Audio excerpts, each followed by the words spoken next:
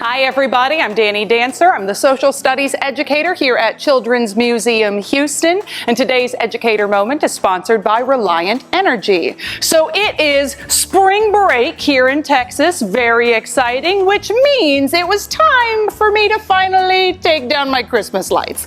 Yeah, it's a little delayed, that's okay. But I noticed something a little sad when I was taking down my lights. I have all of these beautifully bright lights, and then down here at the end, where is it? Uh-oh, I have lights that aren't lighting up. So this actually can happen because of how these lights are hooked up. They are in two different sections, and each of the light bulbs in one section are hooked together in what's called a series circuit, which means if any light bulb in that circuit is not working, the lights won't light up. My friend Mr. O did a video all about this back in December, so check it out if you want to learn a little bit more. What I want to show you is if you do have a string of holiday lights where some of the lights are burnt out, you could go through and test every single light bulb to try to figure out which one is burnt out, but most people don't want to do that and they end up throwing the lights away. So I'm going to show you a way that you can actually reuse these lights. Rather than throwing them away, you can actually cut them apart and turn them into some different cool electronic craft activities. So today, in honor of spring, I'm going to show you how you can use holiday lights to make a light up bouquet. For this activity, you need some foam, some holiday lights, wire strippers, aluminum tape, scissors, electrical tape, and a battery pack. Now I'm using a 9-volt battery along with a battery pack that's designed to go with a 9-volt. If you do not have a battery pack, you can use some wires from your holiday lights along with some tape to make your own version. First, cut off a piece of the holiday light so that you can get 3 lights with long wires coming off of them. That means we're going to get rid of this light so that we have 1 light with 2 really long wires coming off of it. Next, strip the ends off the wires about 1 inch. Now, if you've never done this before, an adult should be able to help you out with this. And of course, make sure, because we are experimenting with electricity, that you have adults' permission and supervision on this activity. Next, we need to test our lights. Remember, one of these might be the reason our light strand wasn't working. Also, when it comes to LEDs, if you happen to be using LED lights, electricity only moves in one direction, so you need to test it out to see if it lights up. If you had it the opposite way, the light wouldn't work. So you can tell which end is positive and which end is negative by testing it on your 9-volt battery.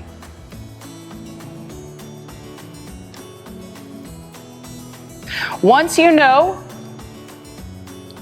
that all of your lights are working and you have all of the wires going in the same direction so that the electricity will be able to move, take all 3 wires on one side and twist them together, just like you're twisting a twisty tie like for a bread loaf. Do the same thing with the other 3 wires.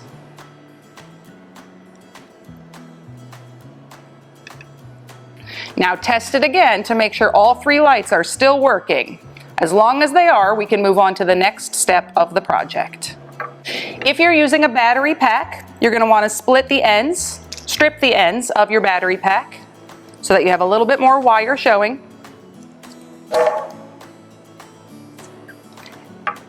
Put your battery pack on your battery and twist one of the leads or the wires coming off of the battery pack to your LEDs. Again, test your wires to make sure your electricity is moving in the right direction, but don't twist the other ends of the wires quite yet.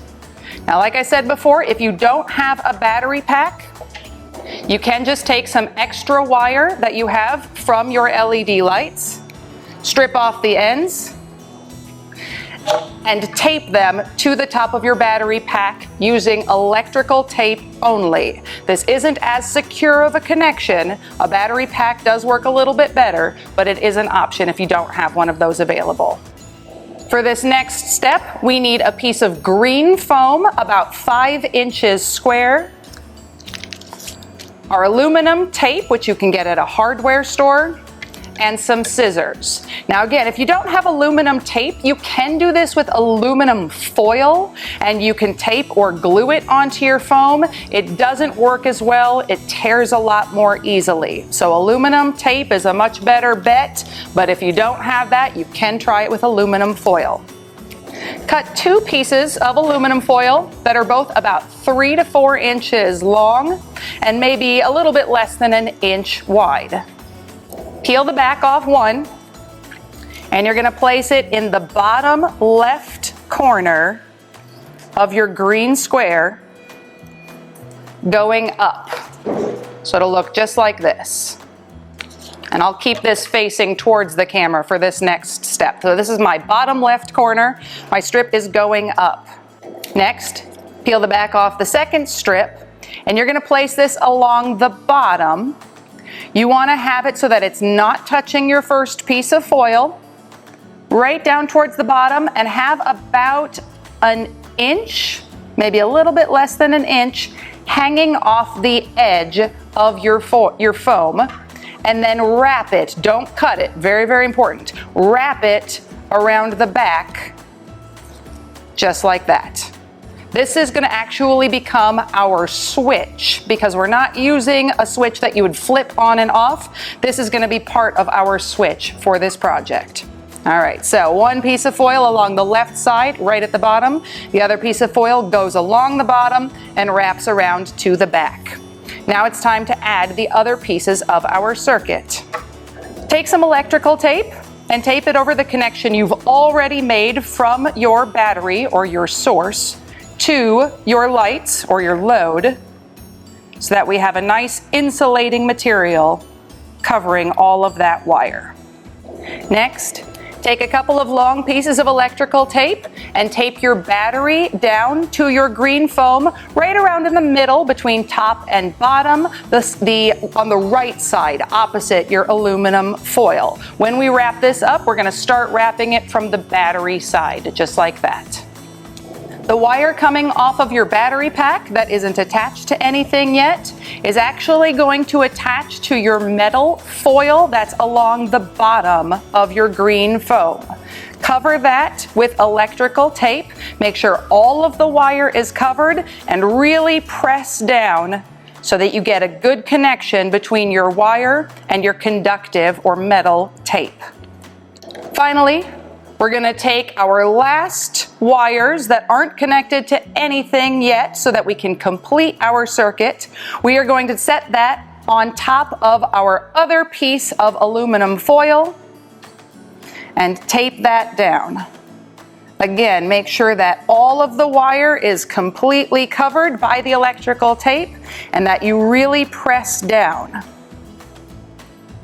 Now, one important thing to note, the bottom part of the metal foil shouldn't have anything covering it. Make sure that your tape isn't so long that it covers up down here, because this is what we're going to need to complete our circuit with our secret switch. And I'm going to show you exactly how that goes, because right now our circuit, or our path that our electricity moves along, is actually incomplete. We have an open circuit because we have conductors that go from here to our lights, to our battery, to this other piece of metal tape, but then there's a gap between the two.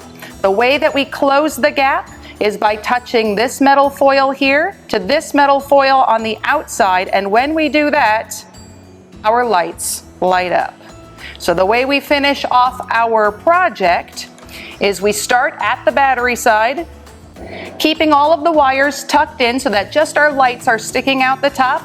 We're going to roll it up just like this. And when you get to the end, you can take a big long piece of electrical tape and wrap it around the middle so that it goes around the battery. This should have a little bit of a gap at the bottom so that the lights are not on. The lights only turn on when you squeeze at the bottom, bringing that gap to a close and having a closed circuit so that our electricity can move.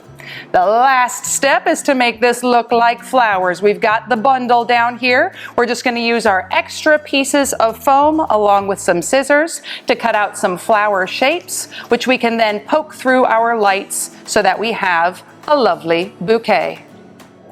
And this is what our final bouquet looks like. And because we have that secret switch built in at the bottom, when we squeeze the bottom of the bouquet, our lights turn on. Oh, look at how beautiful and very energy efficient since we're using those LED bulbs. A very nice gift to give to somebody this spring. Thanks very much, everybody, for joining me for today's Educator Moment, which was sponsored by Reliant Energy. Hope you're having a great spring break, and we'll see you all again soon. Bye.